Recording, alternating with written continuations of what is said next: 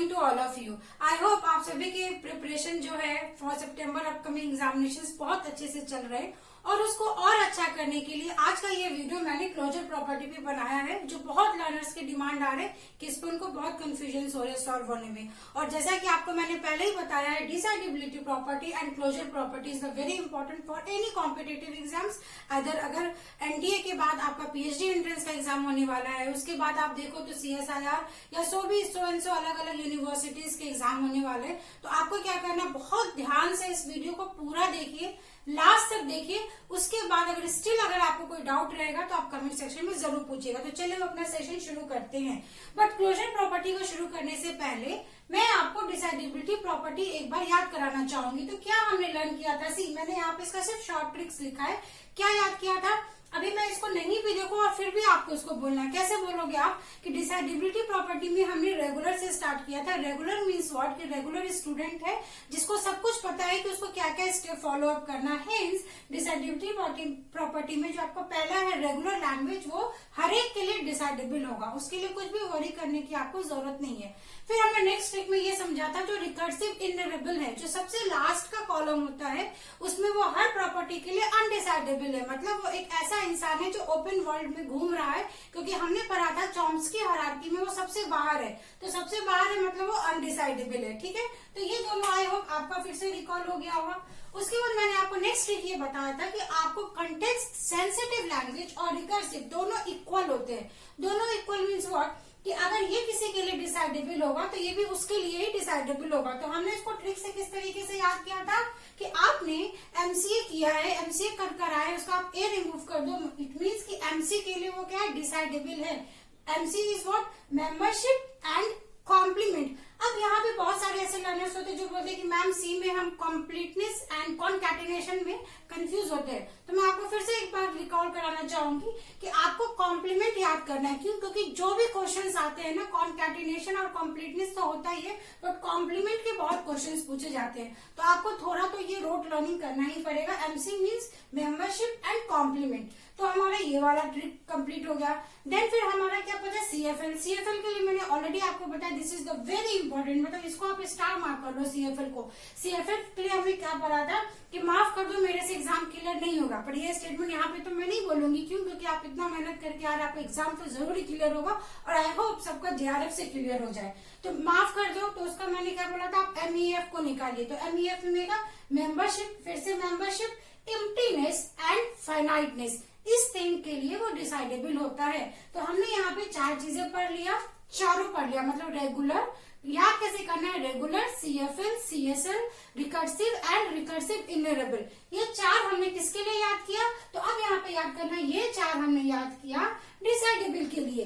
अब आपका एक सबसे लास्ट वाला बचता है डिटरमिनिस्टिक कंटेक्स्ट फ्री लैंग्वेज। तो डिटरमिनिस्टिक वर्ड से ही है कि भाई बहुत वो डिटरमाइन है, तो डिटरमाइन में हम क्या याद करेंगे, उसका उल्टा। मतलब अगर सबका हमने डिसाइडेबिलिटी प्रॉपर्टी याद किया है, तो डीसीएफएल के लिए हम अनडिसाइडेबल याद करेंगे। तो अनडिसाइडेबल में मैंने आपको क्या ट्रिक बताया था कि आपको आईएससी का एग्जाम देना है, जो आईएएस के एग्जाम्स होते हैं। तो आईएएस के एग्जाम से मैंने आपको क्या बताया था कि वो आपका intersection property, ambiguity property and emptiness, और यहाँ पे एस फॉर आई जस्ट याद नहीं है मुझे क्या है, कि वो आप देख लेना एक बार कि इसके लिए वो अनडिसाइडेबल है। ठीक है, तो ये आपका डिसाइडेबिलिटी प्रॉपर्टी हो गया। तो चलो let us move to our regular closure property, because आज के सेशन में हम ये डिस्कस करेंगे। तो अब आपको ये तो दिमाग में है, तो मैंने आपको क्या समझाया था, इन द एग्जामिनेशन, जब आपके एग्जामिनेशन शुरू हो जाएंगे और इससे 10 क्वेश्चंस आते ही आते हैं, तो आपको ये शॉर्ट ट्रिक्स अपने पेपर में लिख लेना है। ठीक है, सो दैट कि अगर आपने इतनी मेहनत से इस टॉपिक को पढ़ा है, तो अगर if you are expecting 3 questions, तो वो 3 के 3 क्वेश्चंस आपके करेक्ट होने चाहिए। तो ये सेकंड ट्रिक था आज के लेसन का। थर्ड इज, चलिए क्लोजर प्रॉपर्टी याद करते हैं। तो क्लोजर प्रॉपर्टी में देखो, मैंने यहाँ पे फिर से वो चीज लिखा और मैंने इस टेबल को नहीं भरा है, क्योंकि अगर आप इस टेबल को पूरा फिलअप कर लेते हो ना, तो वो वहां पर ही आपको कॉम्प्लेक्स लगने लगता है कि कौन इतना लंबा याद करेगा। तो मेरा ये रिक्वेस्ट है कि जो भी लर्नर्स इस वीडियो को देख रहे हैं, आपको अपने जो शॉर्ट नोट्स बनाएंगे, आप इसमें इसी तरीके से भरोगे, पूरा भरने की आपको जरूरत ही नहीं है। तो चलिए अब मैं आपको समझाती हूँ कि उसको याद कैसे करना है। तो मैंने देखिए यहाँ पे लिखा है क्लोजर प्रॉपर्टी। क्लोजर प्रॉपर्टी में मैंने क्या लिखा कि ये रेगुलर के इक्वल है। रेगुलर मींस कि अगर आपने डिसाइडेबिलिटी प्रॉपर्टी को याद कर लिया, मैंने क्या बताया कि ये रेगुलर है ऑल के लिए, डिसाइडेबल है। सिमिलरली क्लोजर प्रॉपर्टी में भी आपका ये रेगुलर होगा हर एक के लिए। मतलब कि अगर मैं ये वाला अगर आपको कॉलम बताऊं तो इस कॉलम में जितने भी प्रॉपर्टी आएंगे, union, intersection, regular, concatenation, subset, Kleene closure, homomorphism, हर एक के लिए आपका रेगुलर क्या हो जाएगा, डिसाइडेबल। कुछ सोचना ही नहीं है, बस आपको ये ऐसे टिक लगा देना है, ठीक है। और इसके बाद और भी प्रॉपर्टी है जो मैंने यहाँ पे नहीं लिखा है, बिकॉज वो उतना ज्यादा फ्रीक्वेंटली क्वेश्चंस नहीं पूछे जाते हैं, बट आप चाहो तो उसको भी लिख लो। और यहाँ पे यूनियन, ठीक है। तो हमने क्या याद किया क्लोजर प्रॉपर्टी में, पहला ये याद करना है कि अगर डिसाइडेबल में वो सारे के लिए डिसाइडेबल है, तो रेगुलर के लिए वो हर एक के अंदर क्लोज्ड है, closed under each and every property. तो हमारा ये फर्स्ट हो गया। देन सेकंड हमको किस तरीके से याद करना है, रिकर्सिव इनहेरिटेबल। सेकंड आपको सबसे लास्ट वाला, तो सबसे लास्ट वाला हमने क्या पढ़ा डिसाइडेबल में, वो किसी के लिए भी डिसाइडेबल नहीं होता है, वो स्वतंत्र है, इंडिपेंडेंट है। अब यहाँ पे आपको क्या याद करना है, यहाँ पे थोड़ा सा ट्विस्ट है, इसलिए मैंने बोला था कि आपको इस टेबल और इससे कंफ्यूज नहीं होना है। यहाँ पे जो रिकर्सिव इनहेरिटेबल है, इसको हम किसके साथ देखेंगे, इसको आप देखोगे सीएफएल के साथ, सीएफएल के साथ। और यही सबसे ज्यादा इंपॉर्टेंट है, मैं इसको यहाँ पे स्टार मार्क दूंगी। जिस तरीके से यहाँ पे सीएफएल को मैंने स्टार मार्क दिया, तो सीएफएल इज वेरी इंपॉर्टेंट। अगर आप डिसाइडेबल भी पढ़ रहे हो और क्लोजर भी पढ़ रहे हो, तो सीएफएल से ही क्वेश्चन आपके बनते हैं। अब मैंने यहाँ पे क्या बोलता है, ये दोनों इक्वल है। इक्वल है इट मीन्स कि अब आप पहले किसको याद कर लो, तो पहले ट्रिक ये बोलता है कि अगर ये सीएफएल के इक्वल है, तो पहले हम क्यों ना सीएफएल को देख ले। तो सीएफएल में आपको क्या बताया था, यहाँ पे एमईएफ का फॉर्मूला बता दें। यहाँ पे आपको क्या करना है कि सीएफएल, सॉरी ये सीएसएल है, सीएफएल इज हियर, ठीक है। सीएफएल ये आप सीएफएल इज हियर। सीएफएल में मैंने क्या लिखा है, यहाँ पे ट्रिक क्या बता रही हूँ मैं यहाँ पे कि आपको ये याद करना है आईसीएसई बोर्ड। आईसीएसई बोर्ड होता है, ठीक है, जैसे हमारे सीबीएसई बोर्ड होते हैं वैसे आईसीएसई बोर्ड होते हैं। तो मैंने उसका शॉर्ट फॉर्म निकाल लिया, क्या, ISC. I for what, I for intersection, set, difference और कॉम्प्लीमेंट, ठीक है। तो इसके लिए वो क्लोज्ड क्या होता है, क्लोज नहीं होता है। सीएफएल के लिए वो क्लोज, हम अब इसमें क्या याद कर रहे हैं, नॉट क्लोज्ड। इसका ट्रिक ये आपको याद करना, नॉट क्लोज, ठीक है। जैसे इसमें हमने डिसाइडेबल के लिए याद किया था, इसमें नॉट क्लोज। तो नॉट क्लोज किसके लिए, आईसीएसई, मतलब इंटरसेक्शन, सेट, डिफरेंस और कॉम्प्लीमेंट के लिए वो क्लोज नहीं होता है। अब दूसरा ट्रिक कैसे याद करोगे, जैसे आईसीएसई बोर्ड से आप याद कर सकते हो। दूसरा ट्रिक आप याद करते हो कि भाई हमारा एग्जामिनेशन से, तो हम इंटर का एग्जाम दे रहे हैं, सेट थ्योरी हमारे एग्जाम में आने वाला है और हम कंप्यूटर पे बैठ के एग्जाम दे रहे हैं, इस तरीके से आप बोल सकते हो। या फिर सबसे बेस्ट है कि आप आईसीएसई बोर्ड बोलिए। आईसीएसई बोर्ड मतलब intersection, set, difference and complement, ठीक है। तो अब अगर मैंने सीएफएल पढ़ लिया, तो मैंने क्या बताया कि CFL is equivalent to recursive inheritable. It means कि अब देखो आप यहाँ पे ये दोनों मैंने सेम लगा दिया है, सेट, डिफरेंस और कॉम्प्लीमेंट में आपका रिकर्सिव इनहेरिटेबल भी नॉट क्लोज्ड होता है। बट यहाँ पे आपको क्या याद रखना है, the most important is except. Except means कि इंटरसेक्शन में आपका रिकर्सिव इनहेरिटेबल क्लोज्ड होता है। टिक का मतलब हो गया क्लोज्ड होता है और क्रॉस का मतलब हो गया कि क्लोज नहीं है। तो इस तरीके से आप यू यस नो करके जो आप बुक्स में पढ़ते हो ना, तो वो कहीं ना कहीं कंफ्यूजन होता है, नॉट क्लोज और टिक का मतलब क्लोज। तो ठीक है, तो अब हमने यहाँ पे इसको कवर अप कर लिया। इट मीन्स कि रिकर्सिव, इनहेरिटेबल और आपका सीएफएल क्या है, इक्विवेलेंट है, जैसे हमने यहाँ पे देखा था। और सिर्फ इंटरसेक्शन प्रॉपर्टी में ये क्लोज नहीं होता है। नेक्स्ट हम क्या पढ़ेंगे, सीएसएल और रिकर्सिव, ये दोनों। तो आपका डिसाइडेबिलिटी प्रॉपर्टी में मैंने ये बताया था कि जो सीएसएल है और रिकर्सिव वो दोनों सेम होता है। किसके लिए सेम होता है, एमसी के लिए, मेंबरशिप और कॉम्प्लीमेंट के लिए। तो यहाँ पे वो दोनों किसके लिए क्लोज नहीं होगा, तो आपका होमोमॉर्फिज्म और सबसेट के लिए। देखिए ये दोनों सेम है, एग्जैक्टली सेम है। इट मीन्स कि अगर इस तीनों में वो नॉट क्लोज है, तो सबके लिए क्या हो जाएगा, वो क्लोज हो जाएगा। तो सबके लिए क्लोज हो जाएगा, तो मुझे उसको टिक मार्क करने की जरूरत नहीं है, क्योंकि वो उतना याद करना आपके लिए बहुत कॉम्प्लेक्स हो जाएगा। तो सेम मैंने यहाँ पे लिखा भी है कि जो सीएसएल है और जो रिकर्सिव है वो होमोमॉर्फिज्म, सबसेट प्रॉपर्टी के लिए क्या होता है, नॉट क्लोज होता है। तो हमने ये दोनों भी कवर अप कर लिया, ठीक है। इसके बाद आपका फिर से इसमें बचता है टीसीएफएल। तो जिस तरीके से हमने डिटरमिनिस्टिक कॉन्टेक्स्ट फ्री लैंग्वेज आपका अनडिसाइडेबल के लिए याद किया था, उल्टा सिमिलरली डीसीएफएल भी आप किसके लिए याद करोगे, रिवर्स के लिए, मतलब किसके लिए क्लोज्ड होता है, तो किसके लिए क्लोज होता है, कॉम्प्लीमेंट के लिए। अब देखो यहाँ पे जो मैं स्टार मार्क कर रही हूँ ना, यही आपको याद करना है। हमने ये देखा कि जो डीसीएफएल है वो सब क्या होंगे, सीएफएल भी होंगे, करेक्ट। तो कुछ प्रॉपर्टी जो इसके होंगे वो उसके तो होंगे ही। तो अब मैंने यहाँ पे बताया, दिस इज वेरी इंपॉर्टेंट। और एक डीसीएफएल में आपको ये याद करना, यूनियन प्रॉपर्टी। जो यूनियन प्रॉपर्टी है वो सबके लिए क्या होगा, वो सबके लिए आपका क्लोज होता है, बट एक डीसीएफएल में ही वो क्लोज नहीं होता है, ठीक है। और यहाँ पे देखिए कॉम्प्लीमेंट में इस मीन व्हाट, कि जो आपका सीएफएल और डीसीएफएल है वो दोनों भी सेम है, बट ये कॉम्प्लीमेंट में क्लोज होता है क्लोज अंडर। ये बहुत कंफ्यूजिंग वर्ड है, क्लोज और नॉट क्लोज। तो आपको पहले दिमाग में ये बैठाना है कि जो हमने प्रॉपर्टी याद की है, हर एक लैंग्वेज के लिए हमने नॉट क्लोज्ड याद किया है, और सिर्फ एक डीसीएफएल एक ऐसा कॉलम है जिसके लिए हमने क्लोज्ड याद किया है। तो वो किसके लिए क्लोज्ड है, कॉम्प्लीमेंट, सबसेट एंड इनवर्स। जो भी इनवर्स वाले हैं उसके लिए डीसीएफएल क्लोज होता है। और this is very important. It means कि अगर मैं आपसे यहाँ पे पूछूंगी कि इसको क्या भरना है डीसीएफएल में, तो इसके लिए वो क्लोज नहीं होगा, नहीं होगा, नहीं होगा, नहीं होगा, नहीं होगा, ठीक है। तो इस तरीके से अगर आप इस तरीके से कलर को चेंज करके भरेंगे तो आप इजिली इसको याद कर सकते हो। तो this was the whole concept about regular and decidable. जिसमें डिसाइडेबल को ही मैंने आपको यहाँ पे फिर से मैं एक बार गो थ्रू कर देती हूँ कि क्लोजर प्रॉपर्टी में भी आपको सबके लिए नॉट क्लोज याद करना है एक्सेप्ट डीसीएफएल। और पहला क्या है, रेगुलर। तो रेगुलर हर एक के लिए क्लोज होता है, ठीक है, हर एक के लिए क्लोज होता है, उसमें कुछ भी आपको देखने की जरूरत नहीं है, सबके लिए क्लोज होता है। फिर हमने रिकर्सिव और सीएफएल देखा था, ये दोनों सेम होता है और किसके लिए, आपका ट्रिक क्या बताता है, आईसीएसई बोर्ड का एग्जाम। तो आईसीएसई बोर्ड के एग्जाम के लिए नॉट क्लोज होगा, तो इसमें सिर्फ इंटरसेक्शन के लिए आप क्या होगा, वो क्लोज्ड होगा। उसके बाद हमने सीएसएल और रिकर्सिव में देखा था वो दोनों इक्विवेलेंट है, होमोमॉर्फिज्म और सबसेट के लिए वो क्लोज नहीं होते हैं। फिर फाइनली हमने डीसीएफएल रिवर्स के लिए देखा था, क्लोज्ड अंडर। तो जितने भी कॉम्प्लीमेंट वाले होते हैं उसके लिए क्लोज होता है, जिसमें complement is very important and union is very important. तो आपको सिर्फ ये जो मैं यहाँ पे सर्किल कर रही हूँ ना, this are very important for examination purpose. आप इस दोनों को याद करिए, देन आप इसको याद करिए, ये टेबल, एंड देन आपका ये तो इजी है, ठीक है। तो इस तरीके से हमने क्लोजर प्रॉपर्टी देखा। आप वीडियो के साथ बने रहिए, बिकॉज अभी इसी वीडियो में I will just explain some important question, किस तरीके से आपको इस कॉन्सेप्ट को क्वेश्चंस में इम्प्लीमेंट करना है।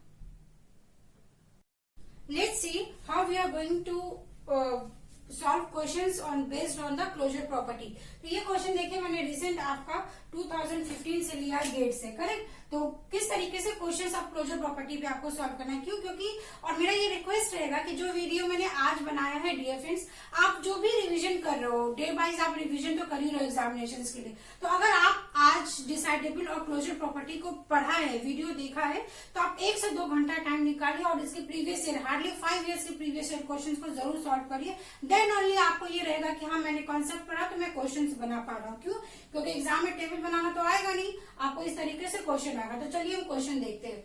क्वेश्चन में आपको ये गिवन है कि जो L1 लैंग्वेज है वो सीएफएल है और L2 लैंग्वेज रिकर्सिव इनरेबल है, correct, but not recursive. Question में यहाँ पे देखिए गेट में ना थोड़ा इस तरीके से वो ट्विस्ट भी करके दे देते हैं। उन्होंने ये बता दिया कि ये रिकर्सिव है बट रिकर्सिव इनरेबल है बट रिकर्सिव नहीं है, ठीक। उसके बाद अब आपको ये 4 ऑप्शंस गिवन है और उसमें ऑप्शंस यहाँ पे पूछा था। एग्जाम में क्या करना है, आपको ये जो क्वेश्चन रहेगा ना सॉल्व करने का तरीका मैं बताती हूँ। L1, तो L1 क्या करना है, यहाँ पे आप एग्जाम में भी लिख लेना अपने नोटबुक में, L1 CFL है, CFL का कॉम्प्लीमेंट, ठीक है। तो ये क्या बोल रहा है कि CFL का कॉम्प्लीमेंट क्या रिकर्सिव होता है।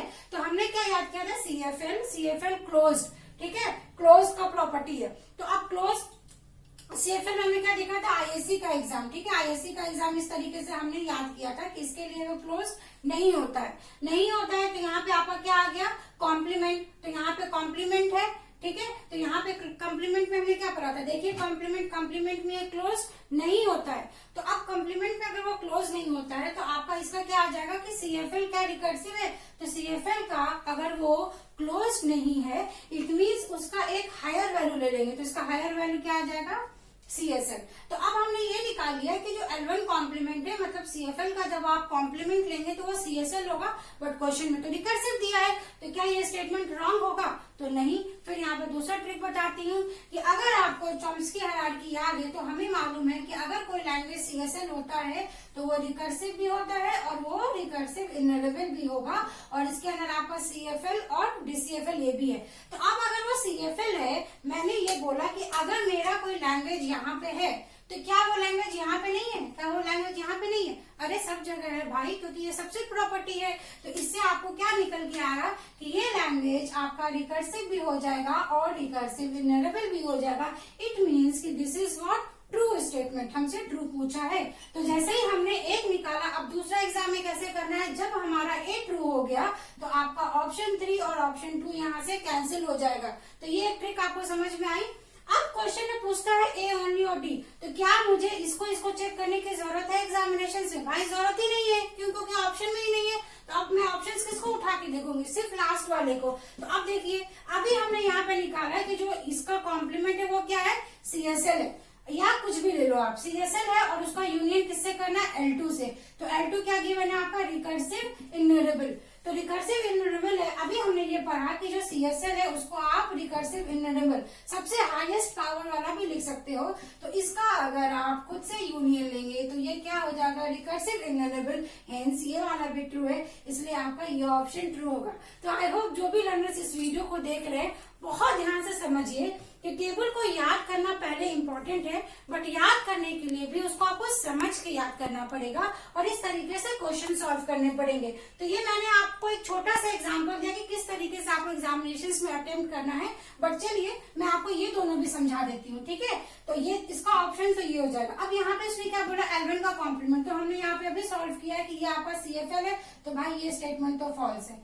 क्यों? क्योंकि अगर हम CFL का कॉम्प्लीमेंट लेंगे तो वो CSL और उसके हायर होगा, वो CFL पीछे तो नहीं आएंगे ना।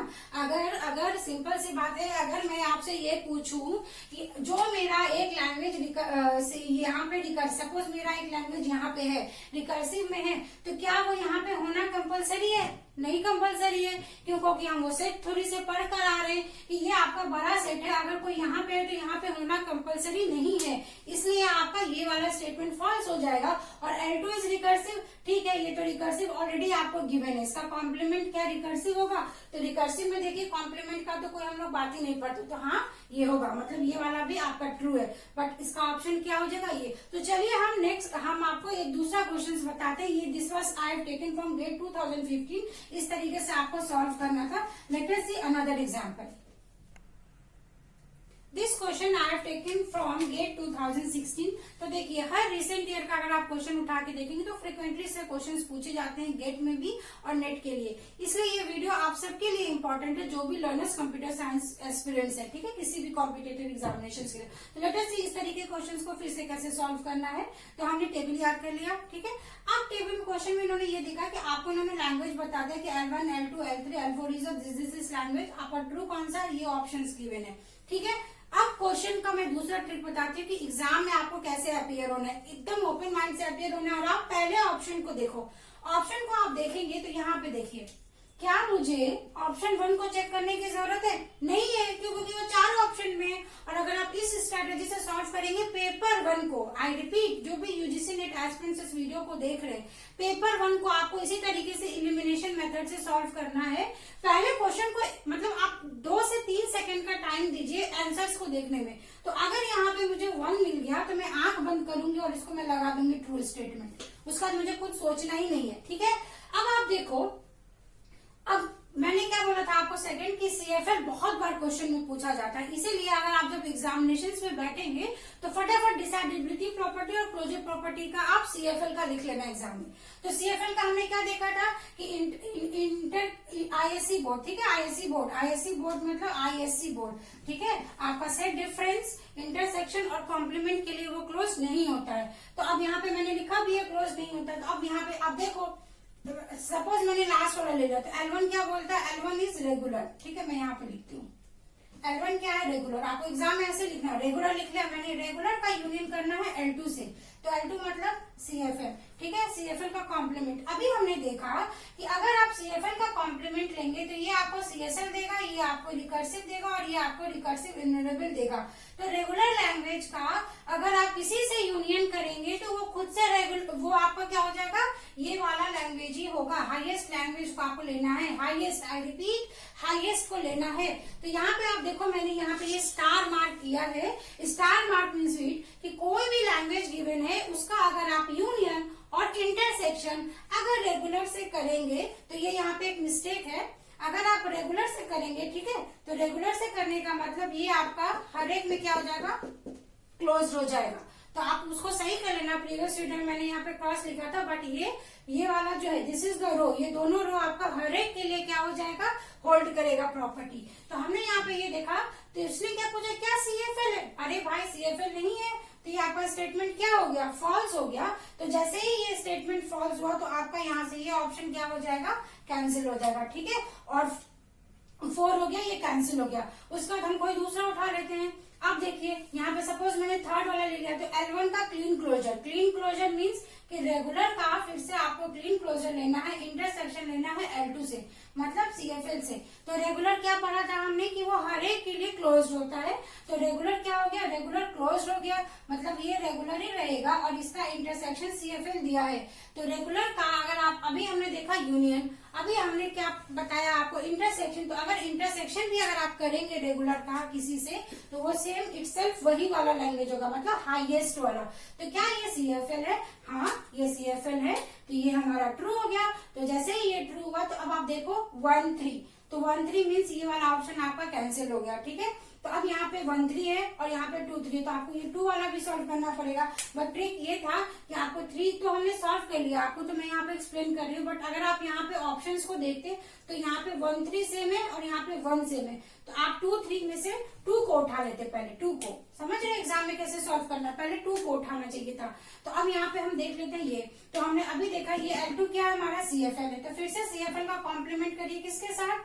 रिकर्सिव के साथ, ठीक है, रिकर्सिव के साथ। तो CFL हमने क्या देखा अभी कि भाई इसका कॉम्प्लीमेंट करेंगे तो वो CSL होगा या रिकर्सिव होगा या फिर रिकर्सिव इन्यूमरेबल होगा। तो किसी का भी अगर आप यहाँ से यूनियन करेंगे इसके साथ, इट मीन्स वो रिकर्सिव तो होगा ही। इट मीन्स आपका this statement is also true, hence आपका ये स्टेटमेंट क्या हो गया? ट्रू हो गया।